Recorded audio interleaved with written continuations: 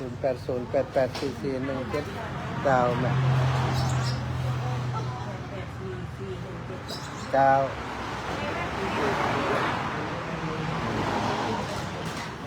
เจ้าโยมแม่อย่างก็โยมแม่อย่างก็นี่เนาะในนี่เนาะโยมแม่บัวเขียวอย่างกันแน่โอ้ขอบคุณอีแม่ที่เบอร์โทรไว้ตัวดีละดีละน่ากำโทรหากันนะนี่จะเดี๋ยววันหลังก็โทรหลังไม้ของแม่แม่เนอะแม่จันสวยนี่น้ำสกุลเดียวกันก็โทรที่เนาะยิ้มประกาศกันบ้านเดียวกันเนาะอยู่ด้วยกันเนาะ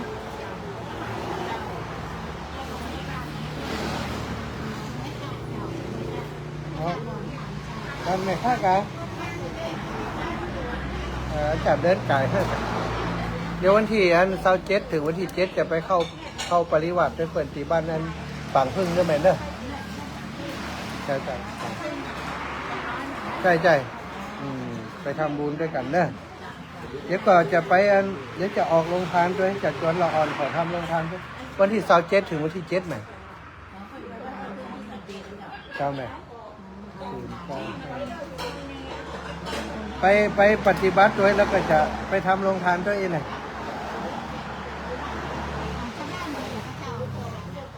มีอันน้องสาวมันอยู่อันน้องสาวขายก๋วยเตี๋ยวอยู่ที่อันบ้านใกล้ๆแยกไปปังพึ่งให้นะก๋วยเตี๋ยวอันในบ้านเนี่ยนะก็จะจวนมันนั่นอาจจะทำก๋วยเตี๋ยวหรือทำเนี่ย27ถึงวันที่7ดีไหมถึง27นี่ถึง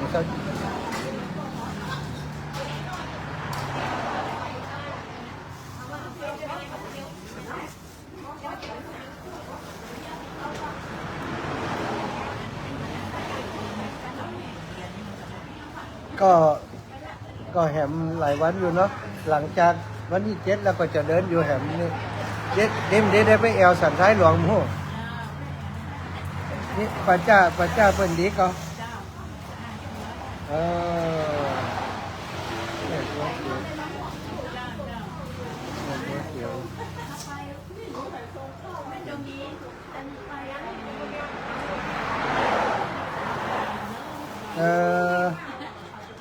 เผื่อ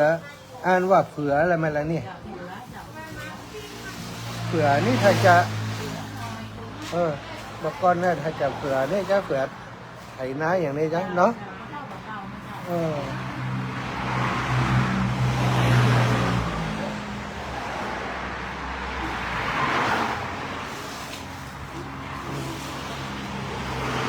บ้านสันทรายหลวงเอาฝางเชียงใหม่สันทรายหลวงเนาะ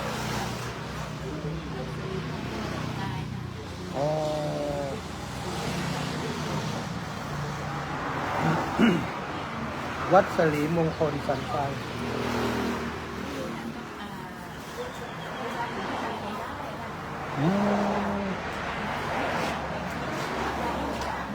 เจ้าค่ะเดี๋ยวปฏิบัติธรรมแล้วจะแวะมาอาจจะได้แวะมาพักแถวนั้นแม่ข้าก็มาได้เอวไก่เอวแถวนั้นน้อยเดียวจ้ะอันนี้เป็นตัวเอาอันนั้นอีแม่เพื่อให้ลองครับปอนเนี่ยแม่เนอะตอนนี้โยมแม่บัวเขียวเผื่อมอยบ้านหมู่3สันทรายอำเภอฝางเชียงใหม่ได้น้อมนำปัจจัยมาร่วมบุญโครงการธรรมยาตราพร้อมกับแม่จันสวยโพธิ2 คนพี่น้องแม่จันสวยอยู่บ้านแม่คะได้ร่วมบุญร่วมกุศลตัวอาตมาภาพในคราวครั้งนี้บัดนี้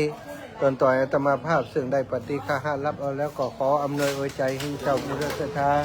โยมแม่ทั้งหลายพร้อมกับครอบครัวลูกหลานญาติกาวงวันแห่งท่านเจ้าเมื่อใดอยู่นี้มีสุขให้ใดมีอายุมันขวัญยืนแม่เจ้าจักฮีก่อฟันมาแม่เจ้าจักหาก่อฟันใดแม่จักเดินทางขึ้นเหนือล่องไตก็ขอให้ได้ปลอดภัยในทุกเส้นทางในจงเจ้ามีเสียงแต่ดีลี ยะถาวาริวหาปุราปาริปุเรนติสาครังเอวะเมวะอิโตทินังเปตานังอุปกัปปติอิทิตังปฏิตังตุมหังคิปะเมวะสมิจฉตุสัพเพปุเรนตุสังกปาจันโทปนะระโสยถามณิโชติระโสยถาสัพพิติโยวิวัชชันตุสัพพะโรโควินาสตุมาเตภวัตวันตรายโยสุขีติคายุโกภวะอภิวาทนาสีลิสานิจังวุธาปัจจายโนจัตตารโอธรรมาวัฏันติอายุวันโนสุขังพระลาวันนี้คือหันสายบุญของอำเภอฝางเนอะต้นบุญใหญ่ต้นบุญใหญ่ต้นบุญใหญ่โยมแม่จงดีเชื้อกันทาโยมป้าหมออินทร์เชื้อกันทาอันนี้ก็ตั้งแต่แม่ประพันธ์สมมั่งแล้วก็แม่อุ้ยอย่างก็แม่เม็ดแม่อัมพันธ์แม่เนาะทั้งหมดทั้งมวลหมดนี่จากการที่อาตมาเดินธุดงค์ธรรมยตราตั้งแต่ข้างแรกเนาะก็ได้โยมแม่จงดีเชื่อกันทาปาญาติธรรมจากเมืองฝางไปโดยบ่หันหน้าหันตากันเนาะแม่เนาะแล้วก็ไปร่วมงานตั้งแต่หันมาก็ติดตามลำตัวกันมาบอกในวันนั้นว่าวันหน้าจะไปแอวหาแล้วก็มีงานจะไปช่วยก็ตั้งแต่หันมาเนาะก็ได้มาพบปะกันตลอดเป็นครอบครัวขึ้นสีขาวได้มาที่สุสานบ้านเสาหิน2 ข้างก็ได้รับการดูแลจากโยมพ่อโยมแม่เป็นอย่างดีวันนี้ก็ใส่บาตรตอนเจ้าแหมอันนี้ก็ถือว่าเป็นญาติธรรมสายรักเป็นครอบครัวไปละเนาะบาทิ้งกันนะเป็นเพบ้าก็จังมันเนอะเป็นเพบ้าก็ฝากดูแลจึง เดินนักเขาเป็นเพบ้าหมูกับนะเขาว่าตู้นั่นมันเป็นเพบ้าเดินตากแดดมันคำอีวะเนาะจากมันเดินเนาะอันนี้ก็โยมแม่ที่ติดตามฟังรายการมาเมินละเนาะโยมแม่ยังก็แม่เขาลืมเห็นละแม่บัวเขียวกับแม่บัวเขียวเขือมอยกับโยมแม่จันสวยโพธินะในวันนี้มาตัวซ้อหาเนาะตัวซ้อหาขนาดโอ้กว่าจะปะได้โอ้ยังปะท่านนี่แล้วอ่ะฮะ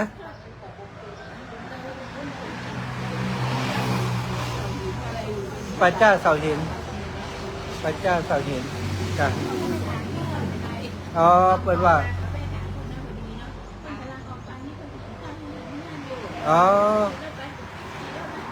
ตะกี้หันกับว่า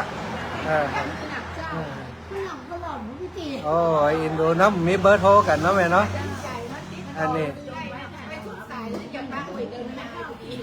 จ้ะเนี่ยมาเมืองฝางมาได้ก็อบอุ่นนี่แม่มันมีแหมคนแหมเยอะที่เปิ่นมาได้ปะเนี่ยแล้วเปิ่นก็ได้โทรกันเนี่ยก็เลยว่าตั้งใจมาเดินเอวแต่ว่าก็อิดเหมือนกันเนาะเอวเนาะออมไปออมมาเดินจะไปแม่อายจะไปถ่าตอนอยู่ทางพูนเปิ่นก็ฟังกันนะวันนี้ก็เอาบุญเอากุศลทุกอย่างทุกประการที่สมาทานแล้วก็ทำมาช่วยการศึกษาก็คงจะช่วยไปแหมจนกว่าจะหมดแหงแล้วอีกอย่างหนึ่งก็หมายความว่าตั้งฝ่ายการศึกษาเปิดจัดระบบดีขึ้นเขาก็จะสบายใจขึ้นเนาะแต่ว่าตอนนี้ก็ยังจ้างครูอยู่2 คนปีนี้2 คนปีนี้แหม2 คนก็ช่วยเหลือโรงเรียนไปก็ได้ปัจจัยจากโยมพ่อโยมแม่แล้วที่ได้ช่วยกันนี่ก็เดี๋ยวจะได้นำวันที่24ถ้าอีแม่ติดอย่างอยากจะเรียนเชิญไปตามด้วยกัน24เดือนหน้าเนอะที่ลำปางเดี๋ยวจะอู้ในรายการมันอยู่วัดบรรพตสถิตอยู่ติดสารกลางใหม่ฮะนะสารกลางลำปางไปโอ้ดีค่ะอ๋อล่ะเดี๋ยวไปตามด้วยกันพี่ขับรถไปเนอะพี่แม่ขับรถไปอายุเท่าใดละฮะ68นึกว่าทั้ง50ไปน่ะโยมแม่ปากันไปเด้อเนี่ยก็ป้าหมอนี่จองแล้วหมูนี่จองแล้วหมดละหมูนี่สาธุแล้วตะกี้ครับปากแล้วนะวันที่24วันเสาร์ที่24เดือนพฤษภาเดือนหน้าแม่ไปเอาไปอันในเวียง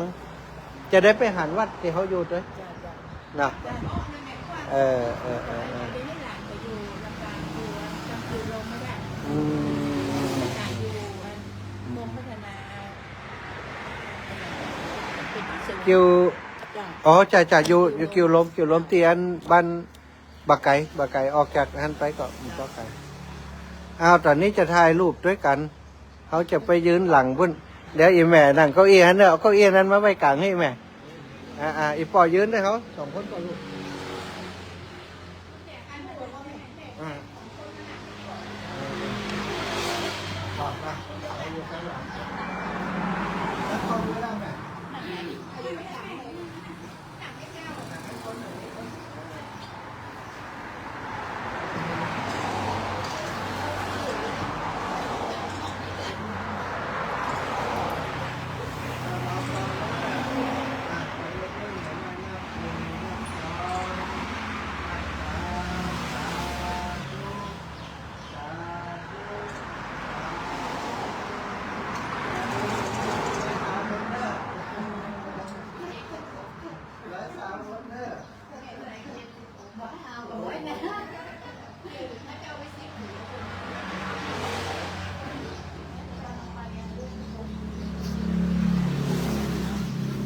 นี่ศรัทธาญาติธรรมเมืองฝางที่ไฟที่บอกหู้จักกำแต่จะให้แนะนำตัวศรัทธาที่ฟังทั้งบ้านจะได้หู้จักเนอะที่นั่งใกล้นี่ก็คือแม่ประพันธ์สมมั่งนี่เป็นคนที่มีความสมหวังในเรื่องของการปฏิบัติธรรมก็มีความสุขแล้วก็หลานน้อยเห็นหนังสือเก่งดูแลหลานครอบครัวอบอุ่นลูกเต้าก็ฮักเนาะแล้วก็แม่จงดีนี่ก็เป็นผู้ตีเป็นผู้นำบุญตั้งสายฝางของเฮานี่มีการมีงานมีกินมีตานของเครือข่ายคลื่นสีขาวและตั้งอำเภอฝางแม่จงดีจะดูแลให้หมดเหมือนกับเป็นเจ้าอาวาสคนหนึ่งเหมือนไปงานบุญถึงวันนะแม่จงดีเชื่อกันหาตั้งหลังคุณแม่อย่างก็แม่เจนนินที่รายยอดคำเนาะคุ้นหน้ากันแต่ว่าวันนี้ได้สัมผัสสดเนาะปีนี้อายุเท่าไรให้แม่64คนนั้นโลโอ้คนอีสานกะเพลงขุนทดเนาะแล้วมาอยู่บ้านเฮาเบิร์นเนาะโตเป็นคนเมืองฝางแล้วยมแม่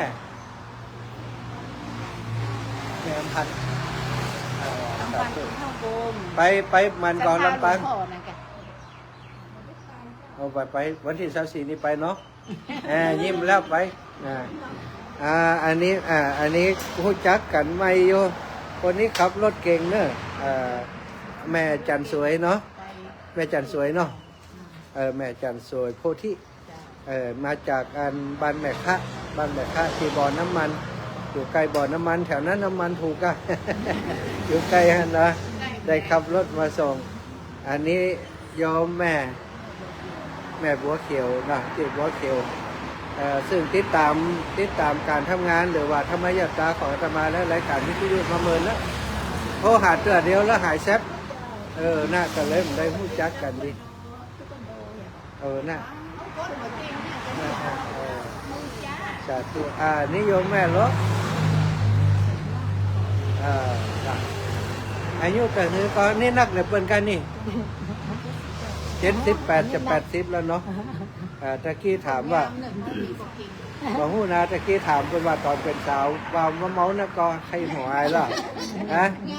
เนาะหุ่นดีอย่างดีหน้าตาเปิ้นยิ้มตลอดนะ แล้วเปิดห้องเพลงเก่งนะ กะเดี๋ยวจะเอาไปร้องลำปางเนาะวันที่24เจ้าก่อนนะ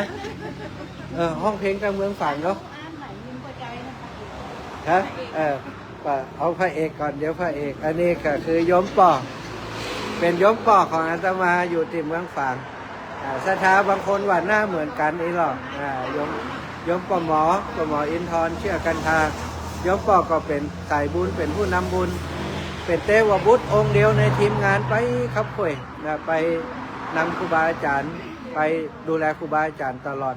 ก็หน้าตาอิ่มบุญหลังจากเกษียณแล้วก็เลือกที่จะอยู่เมืองฝางเพราะว่าที่เมืองฝางนี้อุดมสมบูรณ์เนาะทุกต่างทำบุญ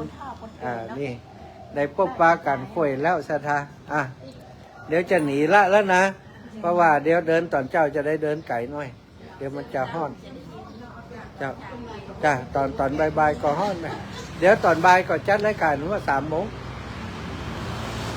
สาธุขออนุโมทนาบุญกับโยมแม่ทุกคนทุกท่านอยู่ดีมีสุข